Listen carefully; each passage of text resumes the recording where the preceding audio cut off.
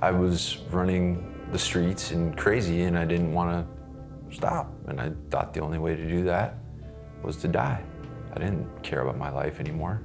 I'd lost everybody that I had, that it meant anything to me. Steve Benner was 12 years old when his father abandoned his family for another woman. Soon after, Steve's life took a dark turn. I started running the streets at night, drinking alcohol and smoking marijuana. My father wasn't there to say, hey, look, this is not what you're supposed to do or anything. He was gone. By the age of 17, Steve had dropped out of high school. Casual drug use turned into full-fledged addiction. The next 10 years, I did methamphetamine every day. I would smoke meth and I'd be up for a week at a time. It became something that I had to do daily in order just to be normal. I didn't work. I survived and paid for my drug habit by selling drugs and stealing. His mother, who was a Christian, was battling cancer and fighting for Steven's soul in prayer. I put her through hell. 6 months before my mom died, she sat me down and she looked me in the eye and she said, my friend and I have been praying for you and I have a message for you. And she said, in 5 years, you're not going to be the same person. You're not going to look the same. You're not going to act the same. People won't even recognize you. And I looked at her and I laughed. And I got up and walked away. When his mother died, he used meth to block his rage and pain. Methamphetamine numbed me. I felt no pain. I didn't feel anything. Although I was very angry, nothing mattered. Having a good job didn't matter. Having a family didn't matter. Nothing mattered. After years of drug abuse and criminal activity, Steve was caught breaking into a home. Police trapped him in a nearby business restroom. At that point, I decided that I was not going to prison. I was gonna end my life that day. And I pulled out a large knife and I kicked the bathroom stall open. They tried to talk me into setting the knife down and I wasn't gonna do it. And I told him, if you get close to me, I'm killing you. And he raised his gun and he was about to kill me. And his partner shot me with a taser, hit me in the neck. And I went down and I dropped the knife. In jail, he was placed on suicide watch. I just wanted to die.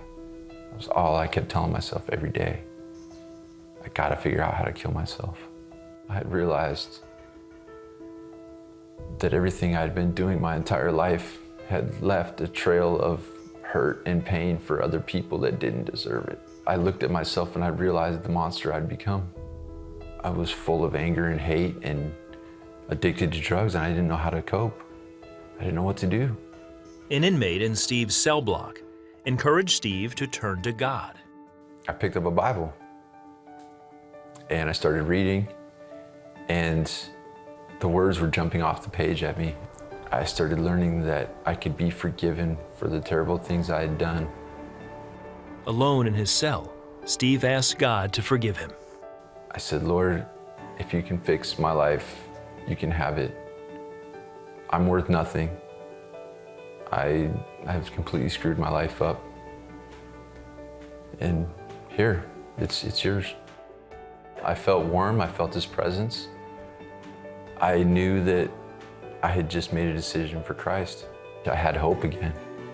It was like I woke up one day and I smiled for the first time in 20 years. And I realized it, and I got goosebumps. Steve says God immediately set him free from drug addiction.